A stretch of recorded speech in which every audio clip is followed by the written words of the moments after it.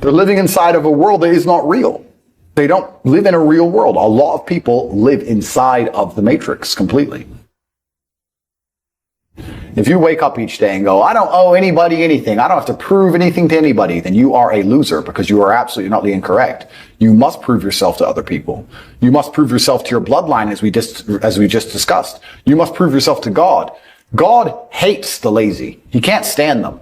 If he gives you all these genetic dispositions and these natural God-given gifts, if you have 2 arms and 2 legs and you can think, and you're not trying your absolute best, that's the reason you're not lucky. He doesn't like you. He likes the people which show him the beauty of his own creation. He likes to give somebody building blocks and them to build something amazing.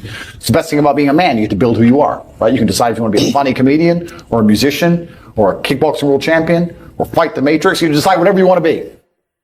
I've never seen anybody dedicate themselves to something completely and fail.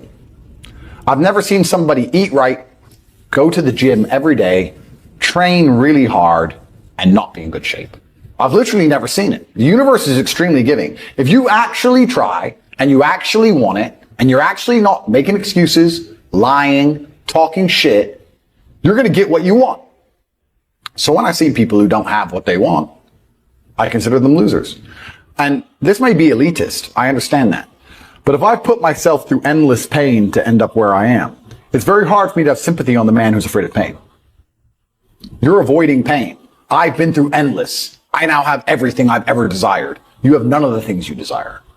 Am I supposed to feel sorry for you because you took the easy way out? Am I supposed to look at you and go, oh, poor dude? No. You were a fucking coward. You didn't go through the shit I went through. You didn't put it on the line. So you deserve your substandard reality. That's what you deserve. You're a fucking loser. Because if you actually wanted it and you actually tried, you'd have it. You could have anything you want. Universe is super giving. You want a fucking Ferrari, you can have it. You want that bitch, you can have her. You can have anything you want on the planet. There's not a girl I look at that I want that I can't have. Not one.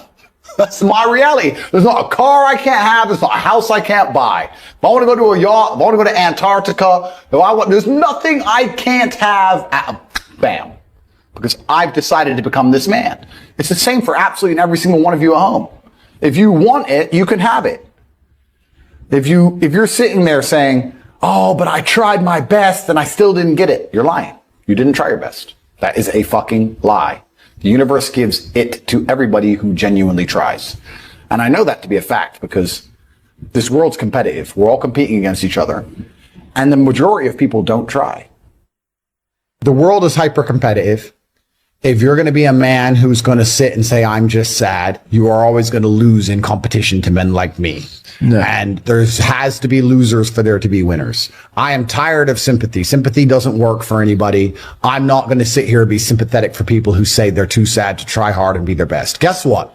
Perhaps I was sad every time I did exactly what I was supposed to do and trained anyway. Perhaps I was afraid when I fought anyway. Perhaps I was tired when I worked anyway. This is how you get ahead in life. I don't have a fucking ounce of sympathy for these people who sit here and say, well, I feel this way, so I can't. Then don't do it. Stay down there. The winners are at the top, and the winners at the top don't give a shit about how they feel. We wake up and we perform regardless of how we feel day after day. So if I'm going to ignore my own feelings, I'm certainly not going to take into consideration anybody else's. Yeah. Why am I going to ignore how I feel and make sure I'm constantly performing regardless, flawlessly, and then sit and go, oh, but he doesn't feel good, so he's allowed to fuck up. No, you are not. You're not allowed to fuck up to your ancestors or to God or to yourself. You have to perform. This is what being a man is about. The baseline of masculinity is doing things you don't feel like doing. I can't comment on being a woman because I'm not one. But the baseline of masculinity as a whole is the thing that makes a good man a man is that he does what he doesn't want to do. He doesn't want to work and he works anyway. He doesn't want to go to war and he fights anyway. He doesn't want to get up, he gets up anyway. That's the whole point of it. We didn't want to die in the Titanic. Guess what happened?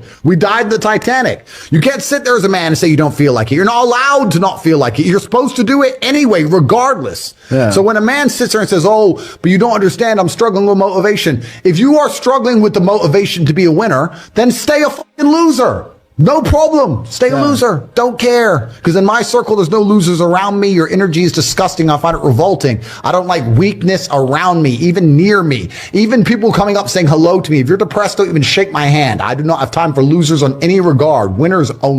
So you don't want to be a normal dude, because when you're a normal dude, you're a loser. You don't get to do amazing things. What's interesting is none of you have had a normal life. You've had a unique and individual life path. The things you've gone through, nobody else on the planet has gone through.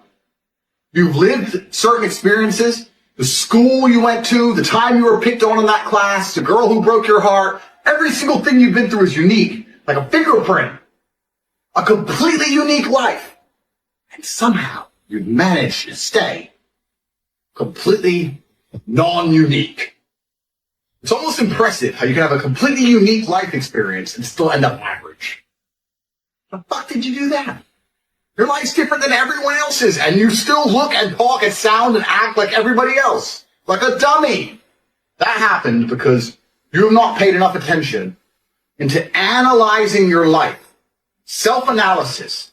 Every single time something good happened to you, every single time something bad happened to you, you've not spent enough human hours sitting and thinking and trying to work out why it happened. How to make sure the good things happen more often. How to make sure the bad things happen less often. What was God trying to teach you? He was trying to teach you something. You think, oh, I just got scared. No! God sent you a lesson, but you didn't pay any attention to it. Do you understand? Everything that's happened to you has been sent from God himself to guide you on a unique path. Everything good and everything bad. And the point of the unique path is that you end up a unique person. But you are failing. If you're a full-grown man, you should feel deep shame at the fact that you can't do what I can. Yeah, I'm Tough G. I am your superior in every human metric. Any way you can possibly measure humans, I surpass you. Yes, I agree.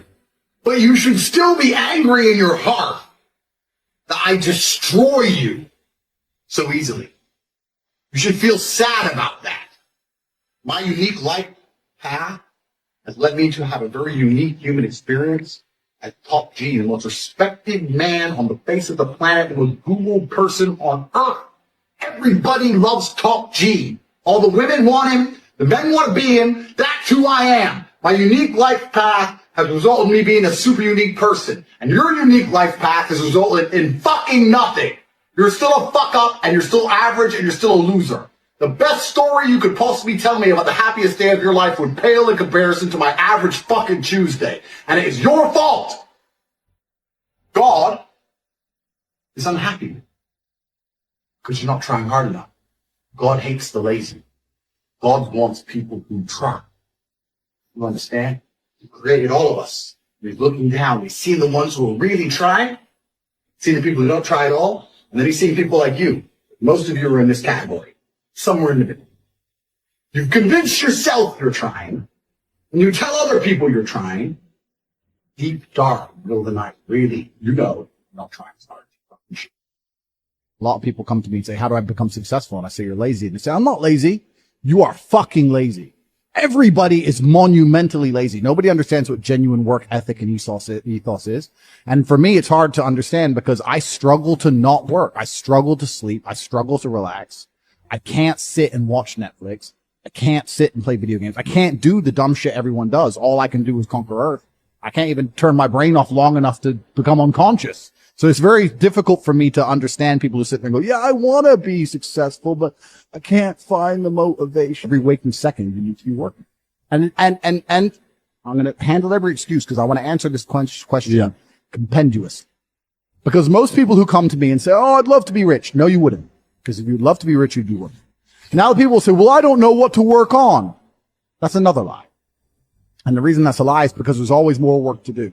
Now, how much you care about something is directly correlated to how much work you find to do. Mm-hmm. If you truly love a coin, you can polish it forever, right? You can find work to do. If you sit there and go, oh, my work's done, then you haven't tried to find work. You can always find work. I don't give a shit if you're a carpenter. I'm a carpenter and I finish my work. And they drop leaf bits about carpentry. Oh, I don't want to do that. I want to stay home. Okay, won't be rich. There you go. There's your fucking answer. So you can find work to do in any sphere. My entire life is work. And when I say that, people think that's depressing. No, it's not. It's not depressing. I love it. Every single thing I do is work. When I go to the gym, it's so I'm in fantastic shape, so I can call everyone a brokey, and they don't want to come up to me on the street because I know I'll fuck them up. Work. When I come here and do a podcast and have a nice conversation with you gentlemen. Life is work. Existence is work.